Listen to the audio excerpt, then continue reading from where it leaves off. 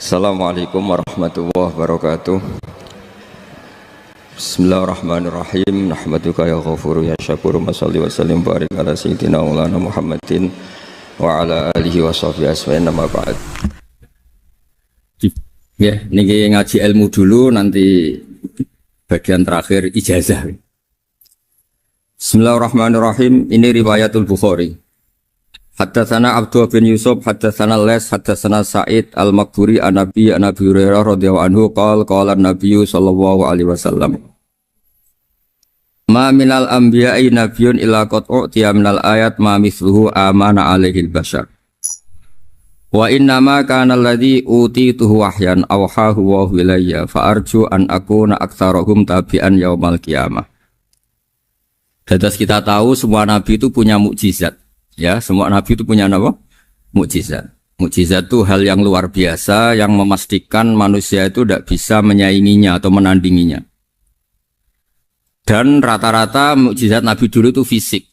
Misalnya ontanya Nabi Soleh itu kan onta tapi keluar dari batu, itu kan aneh. Aneh sekali. Atau tongkat Nabi Musa bisa simsalabim mengeringkan laut apa? Merah. Semua nabi itu punya mukjizat dan semuanya berbentuk fisik. Kecuali mukjizatul Rasulullah sallallahu alaihi wasallam itu berupa Al-Qur'an. Al-Qur'an itu konsep ilmiah.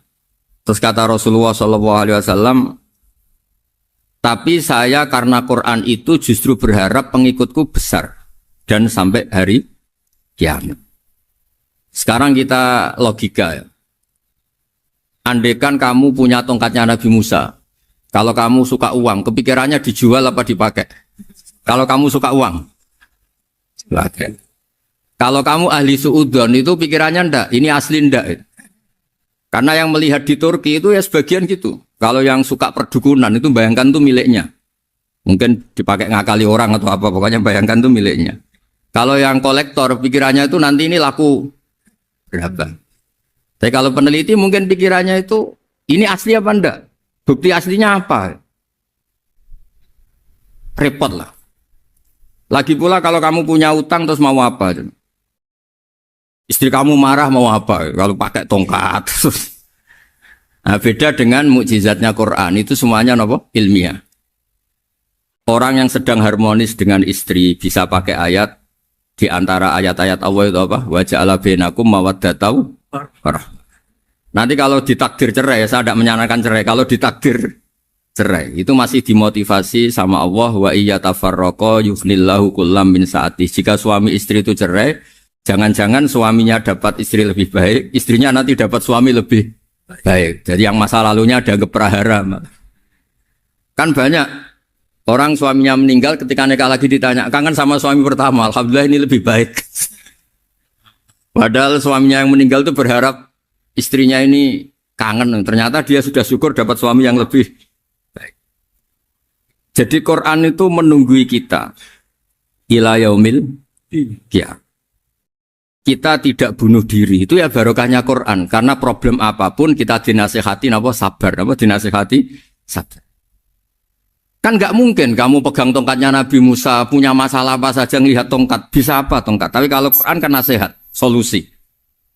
Makanya Nabi berharap dengan Quran ini, saya berharap pengaruh saya, pengikut saya terbanyak ila yaumil qiyamah. Terus beliau dikomentari begini sama, ini Fathul Bari, sarahnya Bukhari.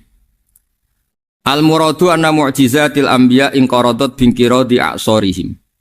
Falam yushahidha illa man hadaraha. Problem mukjizat nabi-nabi dulu itu kan fisik. Sehingga yang tahu kalau Nabi Soleh punya unta yang ajaib, itu yang tahu ya hanya yang hadir saat itu. Yang tahu kalau tongkat Nabi Musa bertuah, itu juga yang tahu hanya yang hadir saat itu. Selebihnya tahu tongkat ya di museum. Tapi kalau Quran menjadi solusi, menjadi panduan, menjadi pegangan, itu ila yaumil qiyamah. Kita beri contoh ya, Quran panduan yang paling gampang misalnya begitu. Dulu ini cerita ya. Dulu itu ada orang kafir cerdas namanya Jubair bin Mut'im. Itu saking pinternya dia, pinter juga tokoh. itu sebagai delegasi pembebasan Asra Badrin. Jadi tawanan-tawanan perang Badar Itu mulai dulu ya ada negosiasi mau dibebaskan. Terus orang-orang kafir ini menugaskan namanya Jubair bin siapa? Mut'im. Ini ada di Bukhari. Karena ini ngaji di Jakarta. Kalau orang nggak tahu hadis juga tanya ini sahih enggak gitu. Wong nggak tahu kok tanya itu aneh. Padahal kalau dibodoni itu ya nggak tahu. Tapi ya tetap tanya hadisnya ini sahih enggak. Ini kata kiai apa kata nabi ini ya. Memangnya kata nabi kamu dengar kan ya lewat kiai. Emang. Setelah itu Jubair itu datang ke Medina. Dengerin, datang ke mana? Medina. Kemudian dengar Nabi baca Wattur pas sholat maghrib. Jubair karena Nabi dulu gak ada hotel, gak ada pondok ya. Pondoknya Nabi hanya sufah itu. Nabi baca maghrib, bukan diskusi, bukan debat. Baca Wattur wa kitabi mastur firrokim mansur wal baitil ma'mur wasaqufil marfu wal bakhril masjur. Terus itu. Kemudian sampai pada titik ayat am khuliqu min ghairi syai'in. Masa manusia atau alam raya yang maujudat, yang nyata, yang wujud nyata. Kemudian asal usulnya itu ketiadaan. Ini kan hadhil alam maujud. Alam ini kan nyata. Masa sesuatu yang nyata penciptanya itu tidak nyata. Jadi nggak mungkin ada faham nihilisme. Kalau faham nihilisme berarti melahirkan teori begini. Al-adamu yakhluqu maujudan. Sesuatu yang tidak ada menciptakan yang itu kan akal nggak bisa nerima. Kalau sesuatu ini ada, penciptanya pasti ada. Terus akhirnya Jubair bin Mut'im itu simpuh di depan Rasulullah terus bilang, "Ya Muhammad kada qalbi ayatir." Hampir saja hati saya terbang. Kalau riwayatnya Imam Ahmad, faka'anna masudi qalbi, hati saya dihancur. Semua teori yang saya bawa untuk ngelawan kamu sekarang luluh semua, hancur semua. Yang benar adalah teori Anda bahwa Tuhan itu satu dan Tuhan itu ada sebelum semua makhluk. Coba kalau Nabi Muhammad ada Jubair bin Mut'im terus menyembunyikan tongkat dekat mihrab. Terus dilihat ini apa. Paling pikirannya ini dari kayu apa. Terus yang bentuk tongkat itu tukang pemahatnya siapa. Kok kurang keren kalau di Blitur gimana ya. Kan malah panjang. Kira-kira kalau mukjizat itu dari tongkat itu malah panjang. Panjang lah pokoknya. Panjang. Lagi pula kamu coba kan nggak ngarah mandi. Itu yang mandi kan nabinya, bukan tongkatnya. Coba tongkatnya Nabi Musa coba anak-anak beki itu. Dipakai mukul kucing aja tidak mesti mati itu. Jadi nggak jelas mukjizat-mukjizat seperti itu enggak. Tapi kalau Quran menunggui. Sampai saking hebatnya Quran, teori rasionalitas, kampanye di mana-mana. Tingkat validitas, tingkat kebenaran Quran itu bahkan bisa diuji tanpa membuktikan. Tanpa apa? Cukup pakai akal. Ya, terus saya teruskan. Fala yamurru terus al-murad anna mu'jizatil anbiya in qaradat binqidari asam satu wa mu'jizatul Quran mustamirratun ila yaumil qiyamah. Wa kharquhu lil adat fi uslubihi wa balaghatihi wa ikhbarihi bil mawhibat. Terus kata ini yang ngarang Fathul Bari sarahnya Imam Bukhari. Fala yamurru asrun minal a'sar illa wa yadharu fihi syai'un mimma akhbaru bi annahu sayakun yadullu ala sihhati da'wahu. Wa hadza aqwal muhtamilat.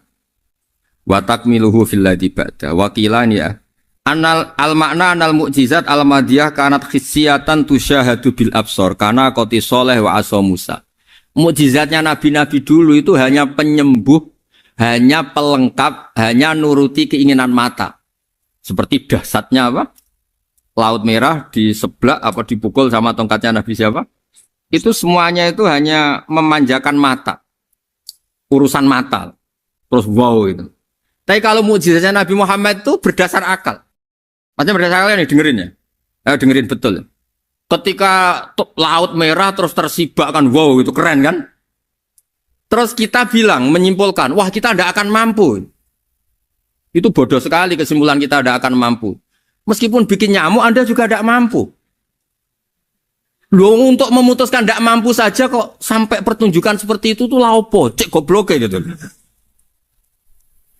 Nah kalau kita karena umat yang pinter untuk memaksa kita nggak mampu, Allah bilang Inna wa la yastahi ayadriba mathalam ma ba'ud. Kita melihat nyamuk langsung berkesimpulan tidak mampu. Saya berkali-kali cerita, nyamuk itu sudah kecil, masih punya urat. Uratnya kayak apa? Masih punya kuman, kumannya seberapa? Ya enggak? Nyamuk itu kecil, punya organ tubuh. Organ tubuhnya punya urat. Itu kalau kamu pinter, antara tongkatnya Nabi Musa menyibak Laut Merah sama nyamuk itu sama-sama berkesimpulan melahirkan satu faham bahwa kita tidak. Nah, untuk memaksa tidak mampu saja kok nuju pertunjukan ada onta keluar dari batu. Nakotu soleh, ada tongkat yang bisa mengeringkan laut. Cik goblok ya. Nah kita alhamdulillah ada jenis goblok yang seperti ini. Untuk ikrar bahwa Allah itu hebat ala kulli syai'in, cukup lihat nyamuk. Kagum kan? Sudah ada usah bikin hidup. Saya berkali-kali mencontohkan. Para pemahat tak suruh bikin patung gajah itu mampu. Tak suruh bikin patung nyamuk kalau bisa. Nyari materi dari apa? Gampang mana bikin patung gajah sama patung nyamuk? Gajah, makanya Allah bikinnya contoh itu untuk ijaz itu pakai nyamuk, bukan pakai gajah. Itu kalau ustadz-ustadz yang agak jorok malah contohnya nyamuk, Gus. Itu kecil. Itu kayak apa? Di dalamnya dia hamil. Itu anaknya kecil lagi, telurnya kecil lagi, itu gimana itu cara bikin itu? Makanya di sini ini ada kitab Itqan, itu komentarnya itu lucu. Ini kitab Al-Itqan karangannya Imam Suyuti. Ini persis komentar saya tadi yang kata Imam Suyuti, pengarang kitab Itqan. Wa ya imma khissiyah wa imma aqliyah. Jadi mukjizat itu ada yang fisik, bisa dilihat indra, panca indra, bisa dilihat akal. Wa aktsaru mu'jizati Bani Israil kanat khissiyah li baladatihim. Bilada itu goblok. Wakilati basairihim. Dasar wong goblok. Mukjizat kok ngenteni sing wow. Maksudnya dasar wong untuk ngakui Allah hebat saja kok nunggu halal yang seperti itu gitu. Paham kan? Mergo likil latin apa aklihim. Wa aksaru mu'jizati hadil ummah aqliyatun li farati dzakaihim wa kamali afwahihim. Dan mukjizatnya umat ini semuanya berdasar akal karena sudah cerdas. Jadi andaikan kita melihat tongkatnya Nabi Musa menyibak Laut Merah dengan melihat nyamuk, kesimpulan kita sama. Sama-sama wow, sama-sama keren, sama-sama memastikan kita tidak mampu. Makanya terus Quran menerangkan wa ma min dabatin fil ardi wala ta'iri yatiru bi janahihi illa umamun amsalukum. Jadi keseharian kita lihat burung kok terbang. Itu sudah ayatun min ayatillah. Paham nggih? Dados niki kudu bangga ditunggoni napa Quran, nggih ditunggoni napa Quran.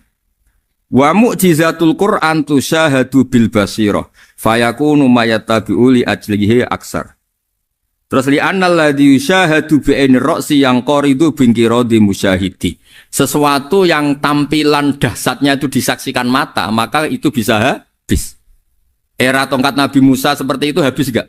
Bisa mengeringkan Laut Merah habis kan?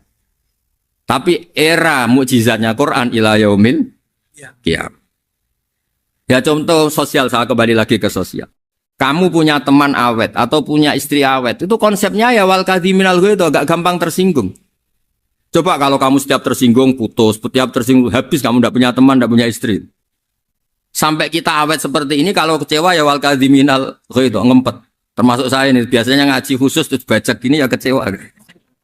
Tapi barokahnya diwarai Quran wal kadhiminal ghaidh, ngempet Gus, ngempet. Terus kecewa sama teman, kenapa tidak putus? Karena wal afina aninna, sudah kalau kecewa maafkan. Coba kalau kita kecewa presiden, dia mau kecewa menteri, dia mau kecewa orang tua minggat. Ya kalau dicari, kalau tidak kan malu. Saya itu punya teman tak tanya, kecewa Gus sama bapak itu. Kenapa tidak minggat? Malu. Kenapa malu? Takut gak dicari. Itu orang tuh paling malu itu kalau keluar dari rumah nggak di. Saya punya teman lagi, saya ini takut mati Gus. Kenapa? Takut istri saya tidak nangis Gus. Itu kematian terburuk itu kalau mati, tahu istrinya tidak nangis. Oh, itu malu betul itu. Makanya jangan mati. Pokoknya pastikan orang sekeliling Anda nangis itu baru berani mati. Kalau tidak jangan. Ya jadi mukjizatnya Nabi itu luar biasa. Nah ini terus saya teruskan ya. Makanya mukjizat terbesarnya Nabi adalah Al-Quran. Karena Al-Quran itu cerita tentang hukum-hukum akal, cerita tentang logika-logika peradaban. Misalnya logika peradaban, contoh paling gampang. Di Quran itu ada sekian ayat yang Allah cerita peradaban. Misalnya wa ahsinu innallaha yuhibbul muhsinin. Itu dikutip terus kemudian disimpulkan dalam peradaban. Kata Sayyidina Ali karramallahu wajhah ngendikannya gampang. Ahsin man syi'ta takun amiro. Kamu berbuat baik saja sama seseorang, maka otomatis kamu akan jadi pemimpinnya. Ada orang nggak tamat SD, nggak tamat papa, gobloknya minta ampun. Tapi karena gaji seorang pakar, oh kamu tak gaji 1 bulan 1 miliar, perusahaan saya jadikan besar. Itu dikongkan ngalor ngidul ya nurut. Hanya karena dia ihsan. Terus wastaghni amman syi'ta takun nadhira. Saya ulang lagi. Wastaghni amman syi'ta takun nadhira. Dan kamu jangan butuh orang lain, siapapun dia, maka kamu akan setara. Misalnya ada menteri orang antri mau salim, tapi kamu tidak butuh kan tenang saja. Tapi kalau kamu butuh, habis kamu. Ya kan, kamu tidak butuh seseorang, maka kamu posisinya akan setara. Kamu harus sopan karena punya utang jasa. Kalau nggak punya apa-apa kan setara. Ya enggak? Misalnya kamu jajar rektor atau jajar menteri, jajar apa saja. Kalau kamu tidak punya utang kan, kamu jajar menteri tidak punya utang. Sama jajar satpam tapi punya utang, takut mana?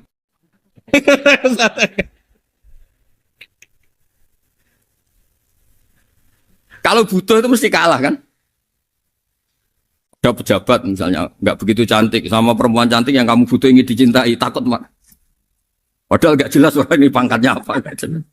Jadi dalam hukum sosial itu kata Sayyidina Ali wastaghni amman syi'ta takun nadhira. Kamu jangan butuh seseorang maka kamu akan setara. Terus yang terakhir wahtas ila man syi'ta takun asiro. Asiro pakai sin. Dan silahkan butuh seseorang, maka kamu akan jadi budak dia. Ya coba misalnya Anda seorang profesor, seorang alim, seorang kiai top. Misalnya mencintai janda di ujung kampung sana, jalan kaki 2 kilo. Padahal itu gak tamat SD. Tapi gara-gara seneng, kacau kan? Logika kepangkatan hilang semua kan? Jadi itu hukum peradaban. Itu mewakili isi-isi sosial yang diterangkan Quran. Ya, jadi paketnya 3 tadi ya. Ahsin man syi'ta takun amiro. Kamu berbuat baik sama seseorang maka kamu bisa memimpin. Wastaghni amman syi'ta takun nadhira. Kamu jangan butuh seseorang maka kamu akan setara. Mbok kamu ketemu orang terkaya di dunia. Ya ketemu orang terkaya di dunia, kamu jejer, kamu tidak butuh dia. Tenang kan bisa setara kan? Tapi kalau butuh, harus sopan, ngajukan proposal, harus berakhlak karimah. Makanya sekarang, Anda kok berakhlak kenapa? Ternyata mau nyalek. Biasanya Anda berakhlak kok, berakhlak. Ada apa ini? Makanya guyonan di Rembang itu, Beb Husein itu. Kalau ada orang mendadak sopan sama temannya curiga. Kok tumben sopan, mau utang ya? Zaman akhir itu kacau.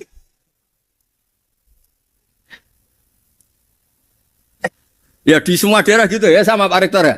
Kalau ada teman biasanya nggak sopan kok sopan, itu temannya curiga. Ini Pak Rektor UI ini kok tumben sopan, ada apa ya? Karena di mana-mana orang butuh itu pasti beretika. Kamu punya teman paling berdua, kalau mau utang berakhlak gak? Atau misalnya kamu punya adik cantik, terus punya teman berdua. Kalau cinta adik kamu berakhlak gak? Biasanya gak sama sekali gak berakhlak. Gara-gara butuh menjadi berakhlak. Ya jadi hukum sosial itu ya kuncinya 3 tadi. Ahsin man syi'ta takun amiro. Wastaghni amman syi'ta takun nadhiro. Terus wahtas ila man syi'ta takun asiro. Kalau kamu butuh seseorang pasti kamu dibikin hina. Asir itu tawanan. Nah, Quran itu bicara sosial itu lengkap. Dan itu yang nunggui kita. Kita punya tetangga yang kurang baik, ya seneng. Punya tetangga baik, ya seneng. Kata Imam Syafi'i, saya berkali-kali cerita. Kok seneng semua Imam Syafi'i? Ya bagus lah. Kalau yang seneng saya enak lah. Dijak jagongan, dijak ngopi enak. Yang gak seneng saya, gak ngarah utang. Uang itu nak kamu punya tetangga gak seneng kamu, aman kan? Aman. Gak akan pinjem uang kan, pinjem mobil, uang gak seneng kok. Makanya Imam Syafi'i itu kalau ngedikan luar Syafi'i diceritain orang, ya Aba Abdillah bagiannya, ya Aba Abdillah orang itu gak seneng kau, bagus lah. Loh kenapa bagus? Waman asa'a ilaika faqad atlaqaka. Orang yang gak seneng kamu maka membebaskan kamu. Gak akan pinjam uang, pinjam mobil, gak akan ganggu waktu kamu kan gak seneng. Justru yang seneng-senengi masalah pinjam terus. Imam Syafi'i itu orang yang anggap dunia itu selesai. Ada yang cerita, ya Aba Abdillah, orang yang tadi cium tangan engkau, yang hormat engkau, di luar maki-maki engkau, ngerasain engkau, ngata-ngatain engkau. Ya bagus lah. Kok bagus gimana? Berarti saya wibawa, depan saya tidak berani. Berarti saya wibawa, di depan saya tidak berani. Berarti itu makomnya sudah kulillah, sumadarhum fi khawdihim, yal'abun, sudah dunia itu selesai, sudah agak penting semua. Nah, itu kalau kamu anak-anak beki ahli Quran sudah ayatnya kulillah sumadarhum fi khawdihim yal'abun, sudah lihat Allah saja agak penting, makhluk-makhluk itu udah makhluk semua agak penting, sepenting Allah. Nah kita ini ditunggoni mukjizat seperti itu. Bayangkan misalnya kita ditunggoni tongkatnya Nabi Musa, saya ngajar di sini terus ini tongkat, terus nanti yang tanya Gus itu kayu apa Gus? Nanti yang kolektor tanya itu harganya berapa Gus? Ruwet apa? Ternyata yang ahli suudon itu asli gak Gus? Wah. Yang ahli suudon kan mesti tanyanya gitu, itu asli enggak Gus? Repot-repot pokoknya. Tapi kalau Quran kan jelas. Suatu saat ada perdebatan antara Abul Hasan al-Asy'ari. Abul Hasan al-Asy'ari ini tokoh ahli sunnah paling populer dalam ilmu logik. Dia mengatakan orang menemukan Tuhan itu harus lewat logika yang cermat. Tidak boleh taklid, hanya ikut-ikutan. Dia harus menemukan satu argumentasi bahwa Tuhan atau pencipta langit itu ada. Kemudian ada satu problem di mana orang-orang kampung atau orang-orang yang lugu atau orang-orang awam itu tidak bisa ilmu logika, ilmu mantek kalau dalam bahasa pesantren. Kata Abul Hasan al-Asy'ari, itu masih mungkin. Alhasil para ulama ini meneliti ke orang-orang yang lugu, yang di kampung, yang petani, yang lugu sekali. Apa yang mereka temukan? Ternyata mereka punya cara logikanya sendiri untuk menemukan Tuhan, Sang Pencipta. Pernah suatu saat ada seorang petani lugu, biasa menggembala unta, ditanya, Bima araf tarubak, lalu kamu yang petani ini yang hanya ngurusi sawah, ngurusi ladang, dengan cara apa kamu tahu kalau Tuhan itu ada? Si petani tadi marah besar dan dia mengatakan, Al-ba'ratu tadullu alal ba'ir wa asharul aqdam yadullu alal masir. Kata petani tadi, yang namanya ada kotoran unta, pasti ada untanya. Yang namanya ada jejak kaki, pasti ada yang barusan lewat. Artinya kalau ada makhluk, pasti ada pencipta. Ini logika awam yang mudah. Kita tidak mungkin mengatakan bumi ini pencipta, mengatakan matahari pencipta. Kelihatan sekali kebendaannya, kelihatan sekali bahwa bumi matahari tidak punya ikhtiar, tidak punya kekuatan. Kelihatan sekali sifat-sifat kemakhlukannya. Jika benda-benda ini karuan makhluk, pasti menunjukkan bahwa ada penciptanya, ada khalik. Bismillahirrahmanirrahim. Alhamdulillahirabbil alamin wassalatu wassalamu ala asyrafil mursalin sayyidina Maulana Muhammadin wa ala alihi washabihi ajmain, amma ba'du. Berikut sebagai mukaddimah bahwa Profesor Zaini Dahlan berkeinginan UII punya tafsir dan terjemah sendiri. Lewat proses yang panjang dan melibatkan tim, di antaranya saya, terbitlah tafsir versi UII, juga terjemah versi UII. Di antara ciri khas terjemahan UII adalah bahwa bahasa Arab yang tentu mengandung kesusastraan Arab, balaghah, kemudian ditransfer untuk pembaca Indonesia, sehingga di antara ciri khas terjemahan UII adalah dengan rasa Indonesia dan tentu tidak merubah makna. Berikut beberapa kutipan yang perlu pemirsa atau pendengar tahu. Al-Quran adalah satu kitab suci yang diturunkan kepada Nabi besar Muhammad SAW. Dan di antara ciri Al-Quran adalah menjelaskan kebenaran secara jelas, secara gamblang. Sebagaimana firman Allah, bahwa Rasul adalah Rasulun minallah yatlu suhufam mutahharah. Rasulullah diutus oleh Allah Subhanahu wa taala ketika penduduk Makkah sangat-sangat jauh dari kebenaran. Mereka adalah penyembah berhala yang dikira sebagai Tuhan dan jumlahnya Tuhan-Tuhan itu banyak sekali. Suatu saat Rasulullah mendakwahkan bahwa Tuhan itu satu dan harus satu. Tapi kata mereka, kenapa Muhammad menjadikan Tuhan satu? Padahal urusan kita banyak, problem kita banyak. Harusnya Tuhan itu juga banyak. Ini yang diceritakan dalam surat Shad, Aja'alal alihata ilaha wahida inna hadza lasyai'un ujab. Bagaimana mungkin urusan kita yang banyak, yang harusnya butuh Tuhan banyak, kemudian menjadi hanya Tuhan satu. Lalu Rasulullah dengan sabar, dengan telaten memberi penjelasan. Dan ini yang disebut al-bayyinah, penjelasan yang sangat jelas, sangat gamblang, sangat rasional. Kata Rasulullah dalam sebuah hadis yang diriwayatkan dalam Musnad Ahmad, tagnya begini, orang-orang yang menyembah selain Allah, itu ibarat kama thali rojulin istaro abdan min kholisi malih biwarikin au dhahabin. Faja'ala ya'malu, mereka mau bekerja tapi wayu'ti ghullatahu ila ghairi sayyidi. Fa'ayyukum sarrohu ayyakuna abduhu kadzalik. Nabi lalu kemudian bikin analogi. Wahai masyarakat Mekah, bagaimana kalau Anda ini jadi seorang pembantu atau seorang budak, lalu punya majikan banyak. Dan semua majikan Anda ini punya perintah yang beda-beda, punya selera yang beda-beda. Semuanya atasan Anda, semuanya majikan Anda. Apa Anda senang punya majikan yang banyak? Lalu mereka bilang, wah susah Muhammad kalau kita punya majikan banyak. Tuhan kamu adalah majikan kamu. Bagaimana kalau Tuhan banyak, punya perintah yang beda-beda, punya selera yang beda-beda? Kalian pasti akan kebingungan. Ya sudah Muhammad, normalnya Tuhan itu satu. Sehingga mereka tercerabut dari pemikiran bahwa Tuhan harus banyak.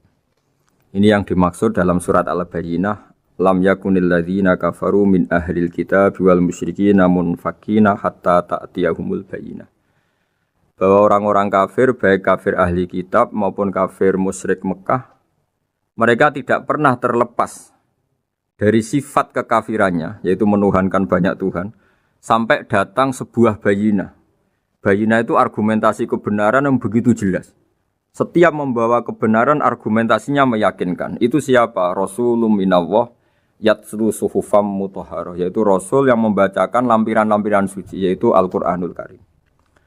Dengan penjelasan analogi tadi, kemudian orang-orang Mekah sadar, susahnya kayak apa kalau Tuhan banyak, lalu perintahnya beda-beda, seleranya beda-beda, hukumnya beda-beda. Ini membingungkan.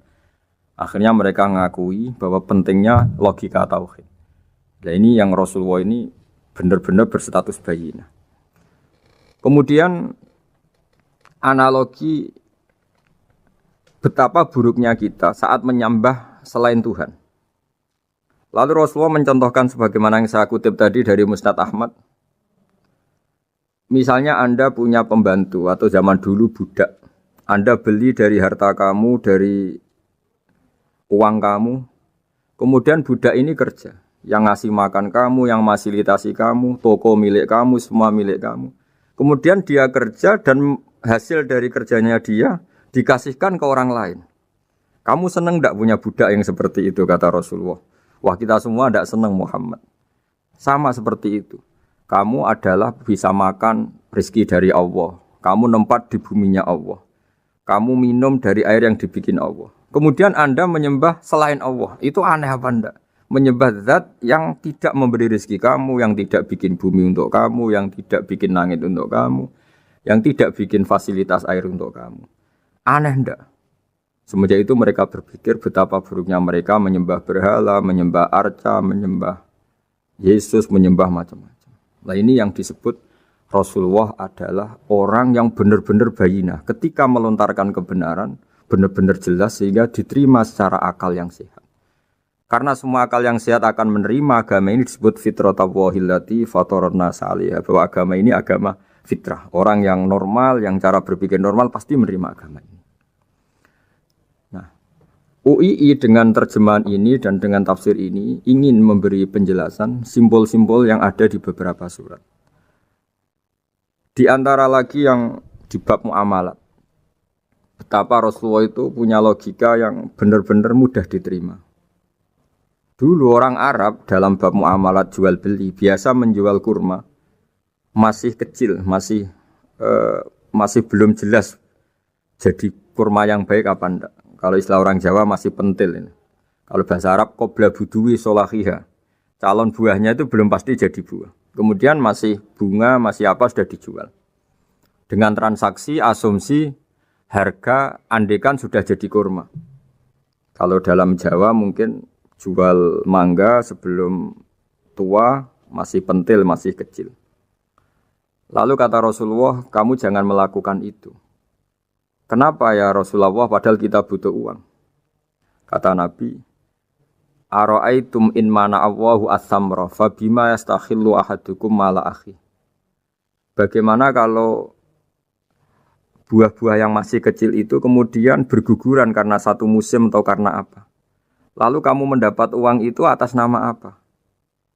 Yang dikatakan tijarah adalah muawadhah. Pembeli dapat barang, kamu dapat uang. Lalu kalau barang yang ada enggak menjadi buah yang baik, Anda menerima uang itu atas nama apa? Rasulullah secara haru, secara mengingatkan nurani kita dengan redaksi fabima yastahillu ahadukum mala akhi. Lalu kamu mendapat uang saudara kamu atas nama apa? Kalau atas nama buah, mereka belum mendapat buah. Akhirnya ada kesadaran bersama bahwa sebaiknya kita menjual sesuatu itu yang pembeli ya dapat barangnya, yaitu dalam konteks ini buah yang sudah layak dijual, kita dapat uangnya. Ini lagi-lagi Rasulullah al-Bayyinah, sekali memberi penjelasan begitu jelas. Ketiga misalnya di bab jinayat, di bab hukum pidana. Rasulullah kalau bikin logika itu begitu jelas, mudah diterima. Misalnya begini, suatu saat Rasulullah bersabda, Al-qatil wal maktul finnar. Orang yang membunuh dan yang dibunuh sama-sama di neraka. Tentu dalam konteks saling bunuh yang dalam kezaliman. Lalu sahabat janggal.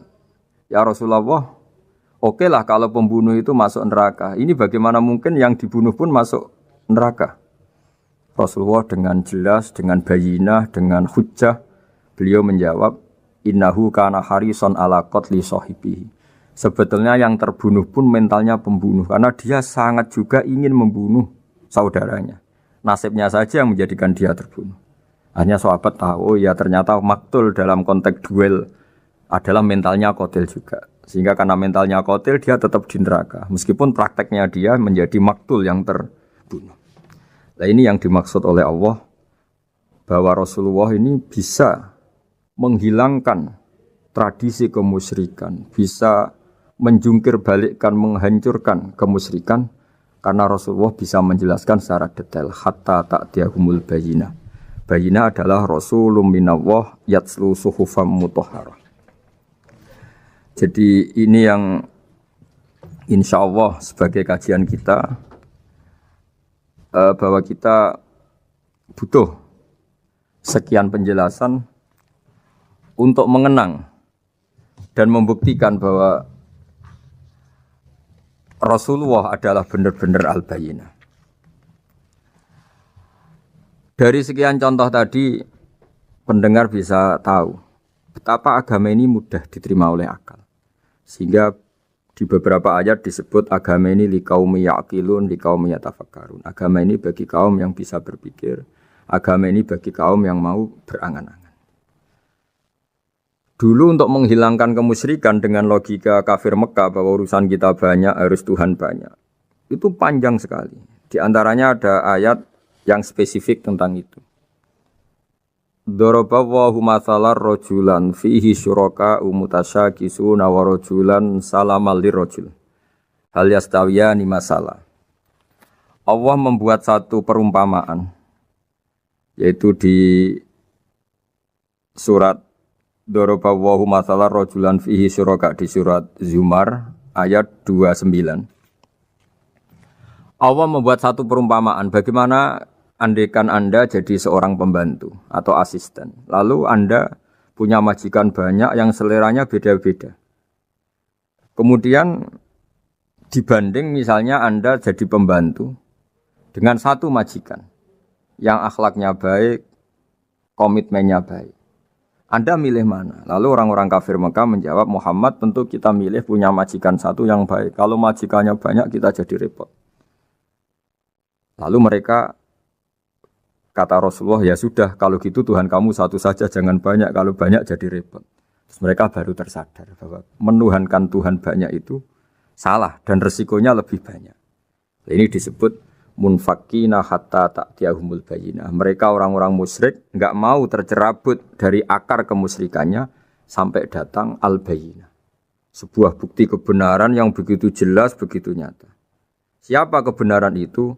Rasulun minallah yatslu suhufam mutahharah. Yaitu Rasulnya Allah yang membaca lampiran-lampiran suci. Lampiran-lampiran suci ini dalam bahasa Arab diikutkan wazan isim maf'ul disebut mushaf. Makanya kitab suci ini ditulis di sohifah. Kalau dalam bahasa Arab lampiran itu sohifah, dijamakkan kata jamaknya suhuf.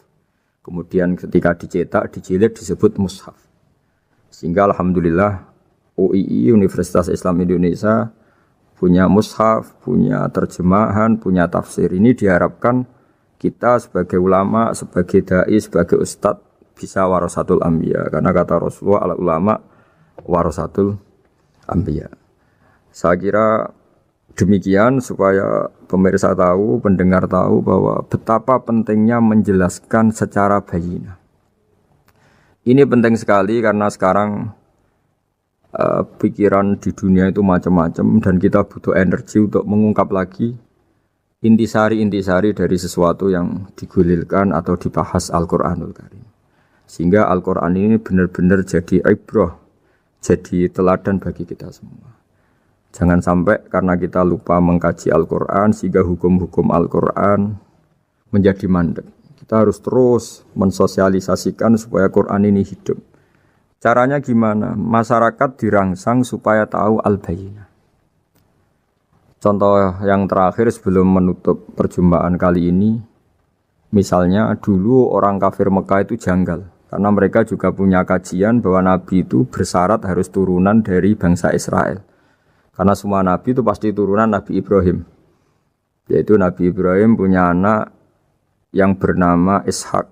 Ishak punya anak yang bernama Yakub. Yakub ini yang nanti punya anak Yusuf. Sehingga Yusuf bin Yakub bin Ishak bin Ibrahim.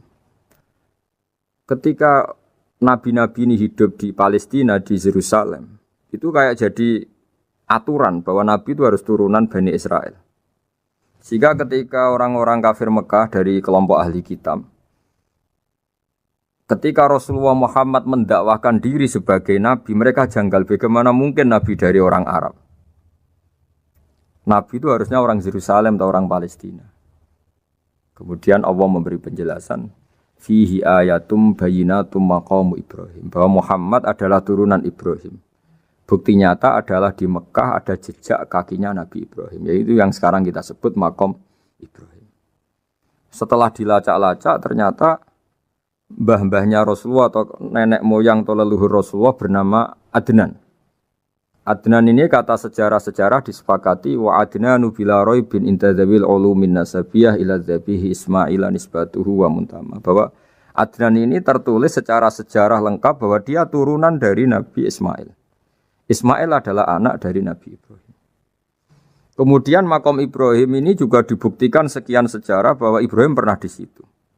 Yaitu ketika Hajar, ibu dari Ismail, kesulitan nyari air, lalu lalang lari antara Safa dan Marwah. Kemudian kita kenang sekarang bernama Sa'i. Kemudian dekat Ka'bah ada namanya Hijir Ismail. Karena dulu jadi kamarnya Nabi Ismail. Hijir, hujro itu kamar atau ruang khusus untuk Nabi Ismail. Sehingga jelas sekali bahwa Ibrahim, Ismail, Hajar pernah hidup di Mekah. Lalu lagi-lagi orang kafir Mekah yang dari kelompok ahli kitab sadar bahwa Muhammad jadi nabi layak karena dia juga turunan dari Ibrahim alaihis salam. Ini yang disebut fihi ayatum bayyinatum maqamu Ibrahim, bahwa di kawasan Mekah, kawasan Bakkah atau kawasan Hijaz jelas sekali ada jejak-jejak Nabi Ibrahim. Lagi-lagi ini bayyinah. Nah, bayyinah ini yang bisa menghilangkan sifat kemusyrikan, sifat kekufuran. Karena lewat penjelasan yang panjang ini Kemudian benar-benar diketahui bahwa Muhammad jadi nabi itu sah karena dari segi dakwahnya benar, perilakunya benar, hujahnya benar. Sekarang dari segi nasab juga benar karena beliau termasuk keturunan dari Nabi Ibrahim alaihissalam lewat jalur Ismail. Ini penting kita ketahui dan perlu kita kaji supaya istilah-istilah di Al-Quran kita tahu. Makanya banyak istilah di Al-Quran misalnya wattaba'tu millata abai. Kita ngikuti agama leluhur kami. Di situ disebut ada Ibrahim, ada Ishak, ada Ismail, ada Yakub. Kenapa demikian pendengar? Bahwa karena agama ini butuh tradisi. Dan tradisi ini menjadi komunitas sosial. Sehingga ketika tradisi ini sudah mantap, insya Allah lewat kebenaran agama ini akan menyingkirkan kemusyrikan. Contoh paling mudah begini, Nabi itu melarang orang menyembah batu. Tapi kemudian dalam tradisi Islam sendiri ada orang sholat kemudian sujud. Yang secara zahir sujud itu mencium batu atau mencium masjid tempat kita sujud. Apalagi kita mencium Hajar Aswad. Secara kasat mata seakan-akan kita ini menghormati betul Hajar Aswad. Sehingga orang kafir mencibir. Muhammad itu aneh. Dia melarang kita menyembah batu, tapi dia sendiri mencium Hajar Aswad seperti itu. Dia sendiri menyembah batu. Orang kalau sujud seakan-akan seperti itu. Tapi lewat penjelasan Nabi, bahwa kita sujud hanya kepada Allah. Kita kalau sujud baca sajadah wajhililladzi khalaqahu wa sawwarahu wa syaqqa sam'ahu wa basarahu bihaulihi wa quwwati fatabaraka ahsanul khaliqin. Wajah kami sujud kepada zat yang menciptakan wajah kami, yang mengasihi kita pendengaran, yang mengasihi kita pandangan. Hanya Allah saja yang ahsanul khaliqin, hanya Allah saja zat yang paling baik dalam penciptaan. Ini penting sekali saya katakan bahwa sehingga sujud kita yang seperti itu adalah simbol tawadhu. Tidak ada kaitannya dengan kita ini menyembah batu. Sehingga kita tradisikan ke anak-anak saat sujud baca subhana rabbiyal a'la wa bihamdi. Kita ajarkan mereka bahwa semua selain Allah adalah ciptaan Allah. Jadi andai kan nggak ada tradisi tauhid yang dijelaskan begitu detail. Saat kita haji bilang labbaik Allahumma labbaik, labbaik la syarika lak labbaik. Innal hamda wan ni'mata laka wal mulka la syarika lak. Ya. Setiap kita haji mengitari Hajar Aswad kita bilang nikmat semua dari Allah. Enggak ada syarik bagi Allah, enggak ada mitra bagi Allah, enggak ada sekutu bagi Allah. Sehingga karena ini kita maklumatkan, kita kumandangkan. Meskipun umat Islam itu mencium Ka'bah, mencium Hajar Aswad, enggak akan disalahfahami ini bentuk penuhanan kepada Hajar Aswad atau kepada Ka'bah. Karena kita ungkapkan innal hamda wan ni'mata laka wal mulka la syarika lak. Enggak ada syirik, enggak ada mitra bagi Allah. Sehingga dari sekian talbiyahnya Rasulullah kita tahu ini bentuk pemaklumatan tauhid. Bahwa tauhid harus dikumandangkan lewat kalimat-kalimat thayyibah, lewat pemikiran-pemikiran logika hujjah bahwa Tuhan pasti satu dan yang jadi Tuhan hanya Allah Subhanahu wa taala. Karena andekan ini tidak dikumandangkan, kemudian ada ritual yang secara lahir kasat mata nyium Hajar Aswad, nanti seperti tuduhannya orang kafir bahwa Islam itu aneh melarang menyembah batu, tapi nyatanya ada ritual mencium batu. Sebab itu tidak menjadi aneh ketika Imam Bukhari termasuk rawi besar, termasuk hadis sahih yang meriwayatkan Sayyidina Umar atau Umar radhiyallahu anhu. Itu setiap mencium Hajar Aswad beliau berkomentar, saya tahu betul kamu hanya batu, la tadurru wa la tanfa, tidak memberi madarat, tidak memberi manfaat. Kalau saja saya tidak melihat Rasulullah mencium kamu, maka saya tidak mau mencium kamu. Dulu di era itu ada momentumnya. Kenapa sih Umar radhiyallahu anhu atau sahabat Umar susah-susah memberi penjelasan seperti itu? Karena dulu masih ada salah paham bahwa mencium batu itu identik dengan misalnya menuhankan batu atau mendewa-dewakan batu. Sehingga Umar berutuh memberi penjelasan. Sayyidina Umar memberi begitu penjelasan detail bahwa kamu hanya batu yang tidak mandoroti, tidak manfaat. Tapi secara tradisi sunnah Rasul kamu dicium, ya saya ikut mencium. Ini penting sekali penjelasan-penjelasan seperti ini, maklumat-maklumat seperti labbaik Allahumma labbaik, sehingga semua ritual Muslim tidak disangka atau tidak disalahfahami sebagai pemuja materi. Lagi-lagi penjelasan yang detail ini disebut al-bayyinah, Rasulun minallah yatslu suhufam mutahharah. Kemudian ayat berikutnya disebut fiha kutubun qayyimah, bahwa dalam kitab suci Al-Qur'an itu banyak aturan-aturan atau catatan-catatan yang begitu lurus, begitu benar. Tentu karena kita ini orang Indonesia yang kalau mengakses langsung bahasa Arab mungkin kita masalah, sehingga alhamdulillah Universitas Islam Indonesia menerbitkan seri terjemah juga seri tafsir, dan sekarang dibantu lewat acara ini kita berusaha atau membantu para pendengar untuk lebih memahami lebih jauh. Sahabat Indonesia yang kami hormati, berikut kita mulai kajian tafsir yang dikeluarkan oleh UII. Mari kita mulai dengan surat Al-Baqarah. Bismillahirrahmanirrahim. Alif Lam Mim. Dzalikal kitabul la raiba fihi hudal lil muttaqin. Di sini diterjemahkan Alif Lam Mim ini termasuk ayat-ayat yang oleh para ulama dianggap mutasyabihat. Artinya kita tidak boleh memaksakan maknanya. Kita cukup iman bahwa itu dari Allah Subhanahu wa taala. Ini termasuk ayat-ayat yang kita percaya bahwa ada makna yang diinginkan Allah, tapi kita tidak perlu menduga-duga apa sepersisnya makna itu. Dzalikal kitabul la raiba fihi, kitab ini tidak ada yang diragukan. Hudal lil muttaqin, petunjuk bagi mereka yang bertakwa. Sahabat Indonesia yang kami cintai, yang kami hormati, muttaqin dari kata kerja ittaqa yattaqi ittiqaan. Maknanya adalah menjaga diri. Ada 3 kelas muttaqin dalam terminologi para ulama, istilah yang dikeluarkan para ulama. 1, muttaqin orang yang menghindari perilaku syirik atau perilaku kekafiran. Sehingga menurut para ulama, apapun faseknya seorang mukmin, apapun kelirunya orang mukmin, misalnya pernah mencuri, pernah korupsi, pernah apa saja, masih dianggap mukmin karena dia masih bertauhid la ilaha illallah Muhammadur Rasulullah. Ini muttaqin yang paling kelas pokok, kelas bawah. Kemudian ada muttaqin kelas kedua, yaitu mereka yang menghindari dosa besar tapi tidak bisa menghindari dosa kecil. Misalnya bisa menghindari dosa zina, tapi dia bisa menghindari dosa melihat perempuan yang bukan mahramnya, yang bukan halal bagi dia.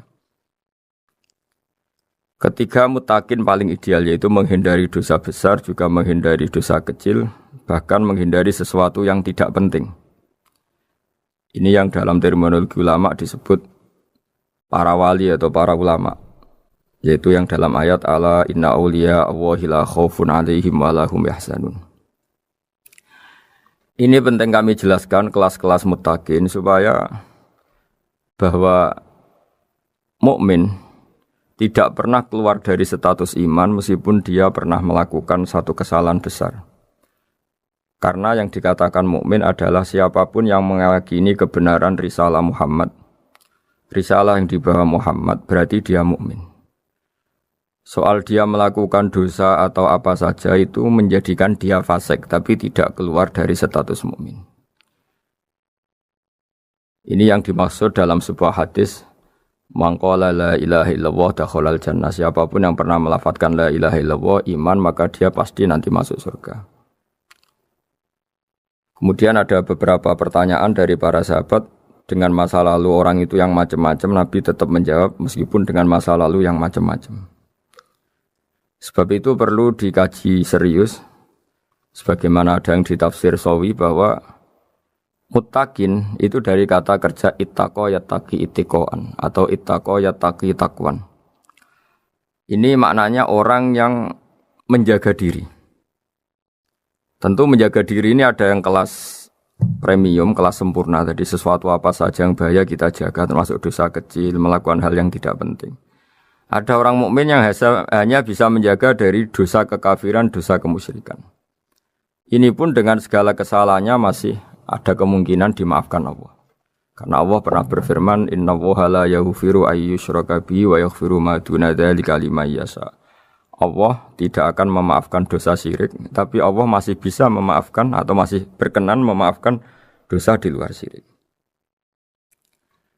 Kemudian yang perlu dimengerti oleh sahabat Indonesia adalah makna la raiba fihi. Ini yang perlu kami ungkap, bahwa Al-Quran ini tidak ada keraguan padanya.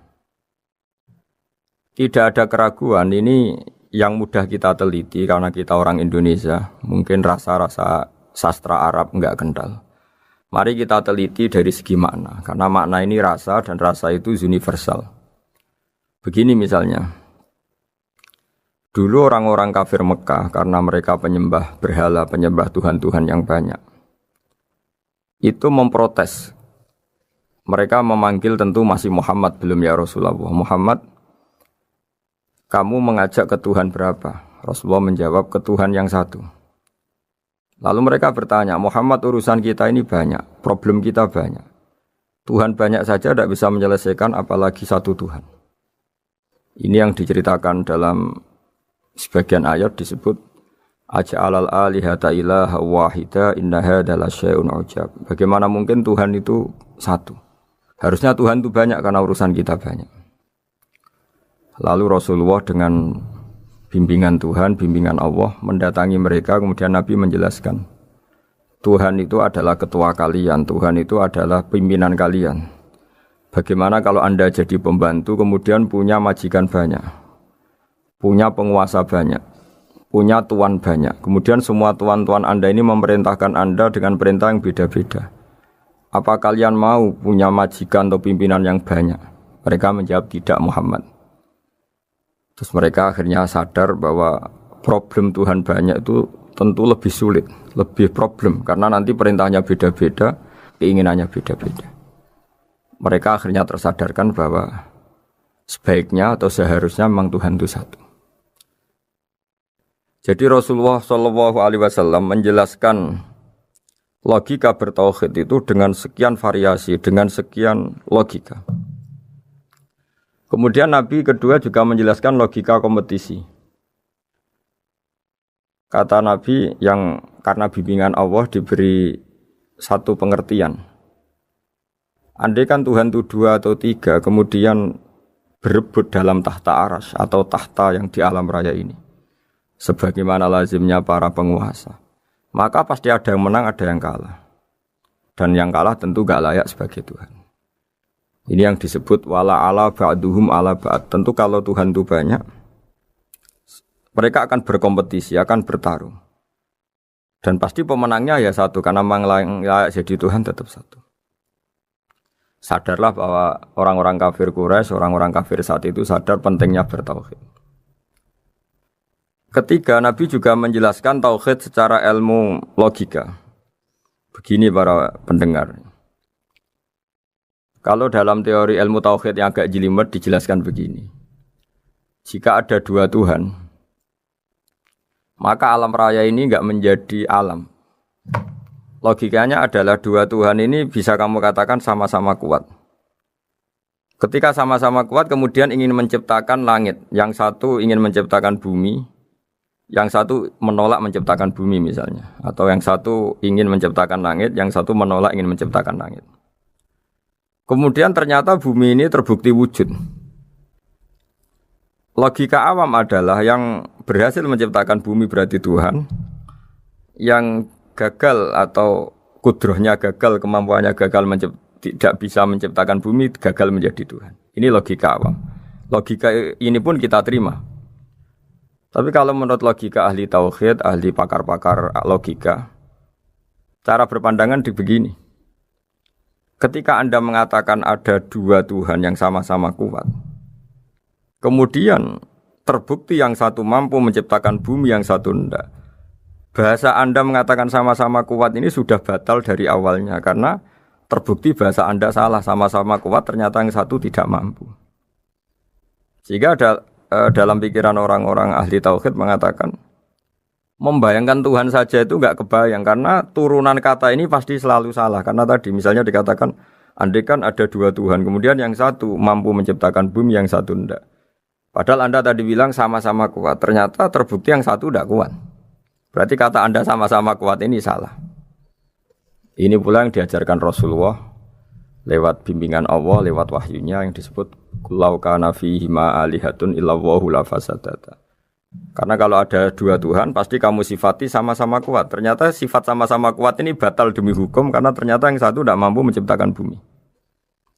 Atau kamu sifati dua Tuhan ini sama-sama lemah. Itu tidak mungkin lagi, karena ternyata bumi ini terbukti wujud. Pasti penciptanya ini tidak yang sangat kuasa. Jadi logika-logika tauhid sedemikian dibangun oleh Rasulullah lewat bimbingan Allah Subhanahu wa taala. Logika keempat supaya kita iman dan tambah kuat imannya adalah logika yang mudah dicerna oleh kebanyakan orang atau yang bisa diindra. Begini misalnya dalam sebuah ayat di surat Al-Kahfi, kemudian di awal surat Al-Ahqaf, kemudian di sebagian surat At-Tur, ada penjelasan begini. Ketika Rasulullah mengajak manusia menyembah Allah, kemudian orang-orang kafir tanya, lalu Tuhan kamu siapa Muhammad? Tuhan saya adalah Allah menciptakan langit bumi. Terus mereka berandai-andai, ada Lata, ada Uzza, ada Manat, ada Hubal. Itu Tuhan-Tuhan kami. Terus Rasulullah bertanya, apakah Tuhan-Tuhan yang kamu sembah itu memberi kontribusi saat langit dan bumi diciptakan? Mereka menjawab, tidak Muhammad, itu Tuhan-Tuhan yang kami bikin. Begitu juga asumsi tentang Tuhan-Tuhan yang lain. Apakah Isa ikut menciptakan bumi atau menciptakan langit? Tentu jawabannya tidak. Karena Isa lahir di bumi, orang tahu tanggal lahirnya, tahu tahunnya, dan sebelum ada Isa juga sudah ada bumi. Sehingga untuk menetapkan tauhid, berkali-kali Quran tanya, Amman khalaqas samawati wal ardo, siapa sih yang menciptakan langit bumi? Siapa sih yang menurunkan air dari langit? Siapa yang mengatur ini, itu. Akhirnya mereka menjawab, itu semua Allah Muhammad. Begitu juga kemungkinan setan, misalnya setan itu fisik atau makhluk atau apa saja yang tidak kita lihat. Kemudian setan itu lewat rayuannya, lewat tipu dayanya ingin disembah. Kata Allah menjelaskan ini, ma asyadduhum khalqas samawati wal ardi wala khalqa anfusihim. Kamu tidak perlu takut sama setan atau apalagi menuhankan setan.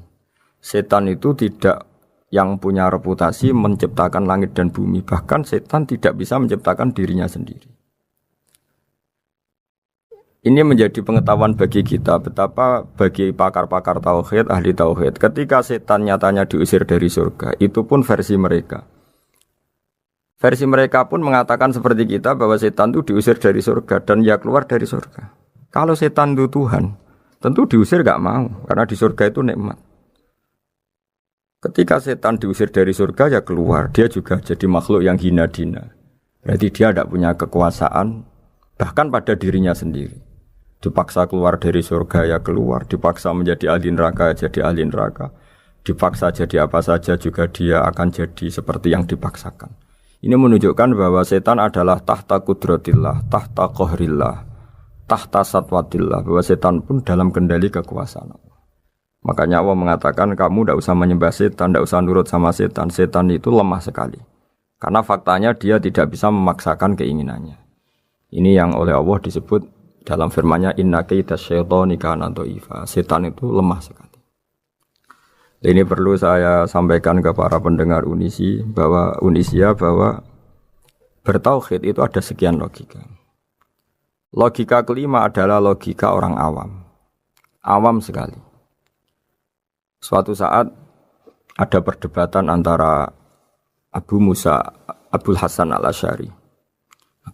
Abul Hasan al-Asy'ari ini tokoh ahli sunnah paling populer dalam ilmu logika. Dia mengatakan orang menemukan Tuhan itu harus lewat logika yang cermat. Tidak boleh taklid, hanya ikut-ikutan. Dia harus menemukan satu argumentasi bahwa Tuhan atau pencipta langit itu ada. Kemudian ada satu problem di mana orang-orang kampung atau orang-orang yang lugu atau orang-orang awam itu tidak bisa ilmu logika, ilmu mantek kalau dalam bahasa pesantren. Kata Abu Mansur, kata Abul Hasan al-Asy'ari, itu masih mungkin. Alhasil para ulama ini meneliti ke orang-orang yang lugu, yang di kampung, yang petani, yang lugu sekali. Apa yang mereka temukan? Ternyata mereka punya cara logikanya sendiri untuk menemukan Tuhan, Sang Pencipta. Pernah suatu saat ada seorang petani lugu, biasa menggembala unta, ditanya, Bima araf tarubak, lalu kamu yang petani ini yang hanya ngurusi sawah, ngurusi ladang, dengan cara apa kamu tahu kalau Tuhan itu ada? Si petani tadi marah besar dan dia mengatakan, Al-ba'ratu tadullu alal ba'ir wa asharul aqdam yadullu alal masir. Kata petani tadi, yang namanya ada kotoran unta, pasti ada untanya. Yang namanya ada jejak kaki, pasti ada yang barusan lewat. Artinya kalau ada makhluk, pasti ada pencipta. Ini logika awam yang mudah. Kita tidak mungkin mengatakan bumi ini pencipta, mengatakan matahari pencipta. Kelihatan sekali kebendaannya, kelihatan sekali bahwa bumi matahari tidak punya ikhtiar, tidak punya kekuatan. Kelihatan sekali sifat-sifat kemakhlukannya. Jika benda-benda ini karuan makhluk, pasti menunjukkan bahwa ada penciptanya, ada khalik. Dalam logika Badui tadi, si Badui tadi, kalau ada kotoran sapi, pasti ada sapinya. Meskipun sapinya sudah sekarang nggak terlihat, mungkin sudah jalan kemana. Sama, kalau ada jejak kaki, meskipun orang yang tadi lewat sudah kita nggak tahu, tapi kita pasti tahu, pasti ada yang lewat. Ini yang dimaksud dalam bahasa Arab, al-ba'ratu tadullu alal ba'ir, kalau ada kotoran sapi atau kotoran unta, pasti ada untanya. Wa atharul aqdam yadullu alal masir, kalau ada jejak orang lewat, pasti tadi ada orang lewat. Nah, semua metode ini digunakan semua oleh Rasulullah. Logika yang bagi intelektual, logika bagi kaum awam, logika bagi kaum menengah. Ya tidak awam, tidak intelektual. Semuanya digunakan. Semuanya jadi media untuk memastikan bahwa logika tauhid ini logika pilihan. Logika yang benar-benar logika. Sehingga dalam banyak ayat disebut agama ini li kaum ya'qilun, li kaum yatafakkarun. Bagi kaum yang bisa berpikir, bagi kaum yang punya akal. Lalu kemudian kami teruskan alladzina yu'minuna bil ghaibi. Ini kata ghaibi bukan kayak dalam bahasa Indonesia misalnya setan atau hantu disebut barang gaib. Kata ghaibi dalam bahasa Arab adalah perbandingan atau lawan kata dari al-musyahad yang bisa disaksikan langsung lewat indera. Kita orang mukmin iman bahwa surga ada, padahal kita tidak pernah melihat surga. Kita mukmin iman bahwa neraka ada, padahal kita belum pernah melihat neraka. Ini sesuatu yang maghoba anil absor, yang mata kita tidak melihat, fisik kita tidak menyentuh. Kita pun iman. Asal sesuatu itu mansus ya, dikatakan secara eksplisit oleh Quran dan hadis. Kalau dalam bahasa usul fikih disebut al-mansus. Ciri mukmin diantaranya adalah yang paling pokok alladzina yu'minuna bil ghaibi. Iman dengan sesuatu yang enggak kelihatan.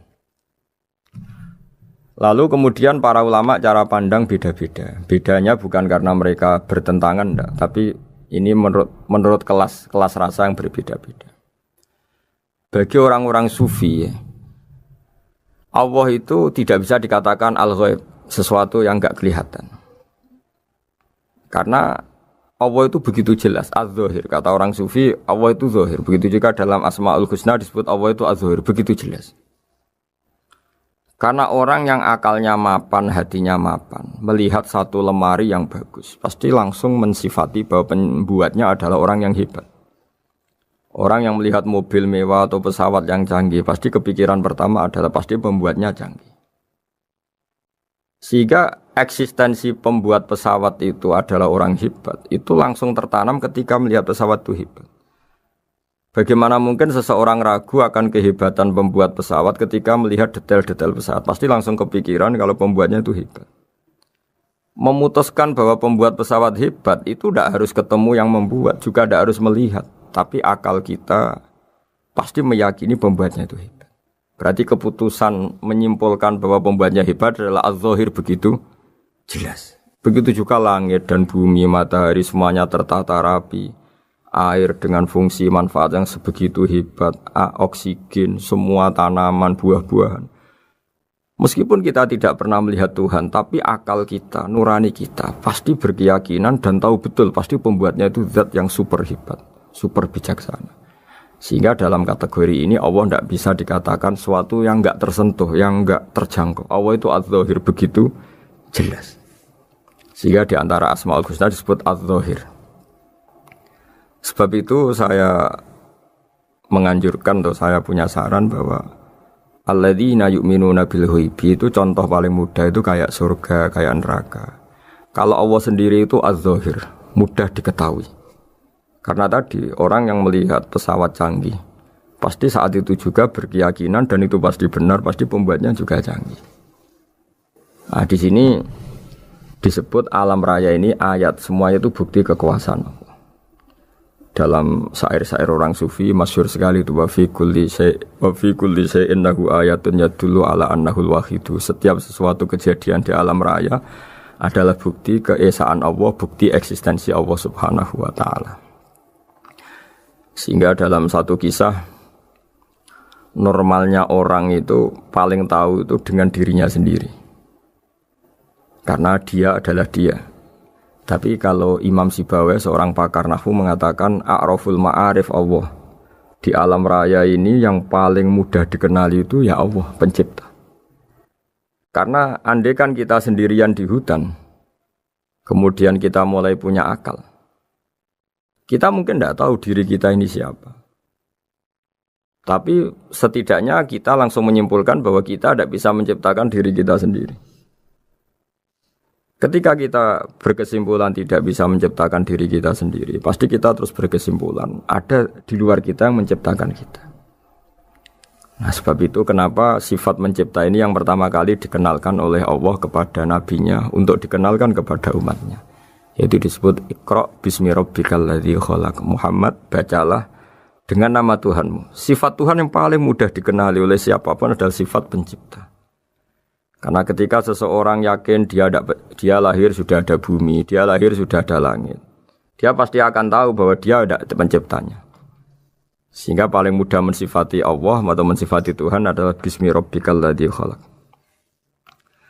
Terus kemudian di antara ciri orang baik adalah wa yuqimunas shalat. Kemudian beriman kepada yang gaib, menegakkan salat.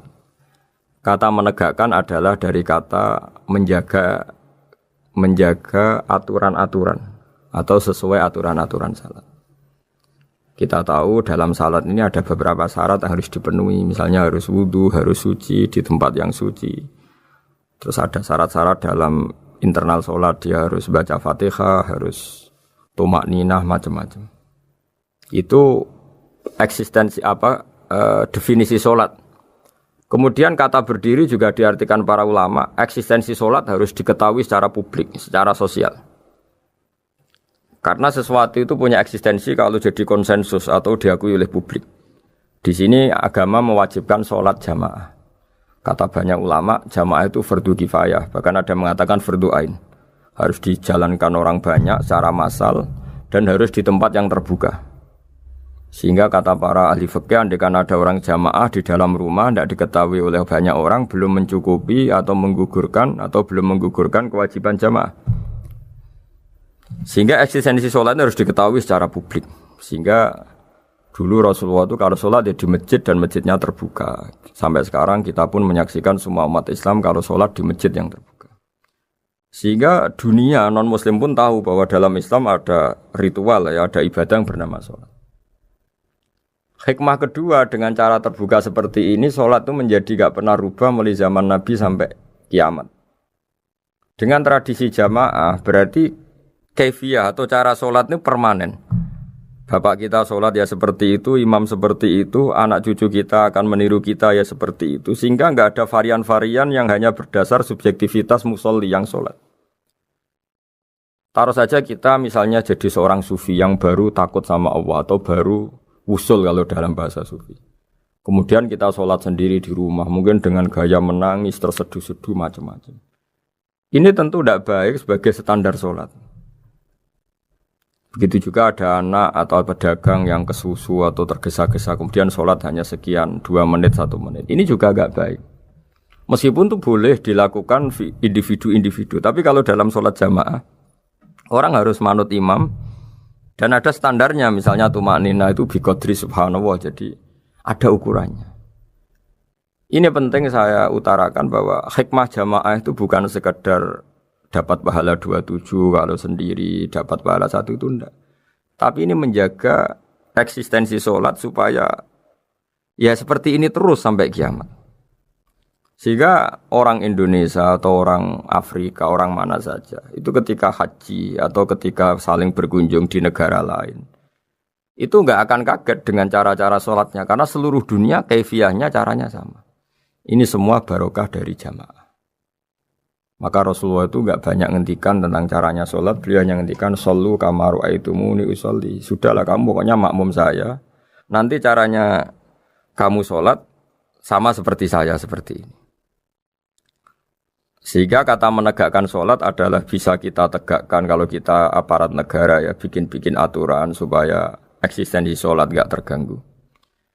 Kalau kita seorang kultural juga mensuasanakan sholat dan supaya kefiahnya atau caranya sholat ini benar kita tradisikan jamaah sehingga anak kecil ngikuti yang besar, yang bodoh ngikuti yang pinter dengan satu cara itu barokahnya jamaah.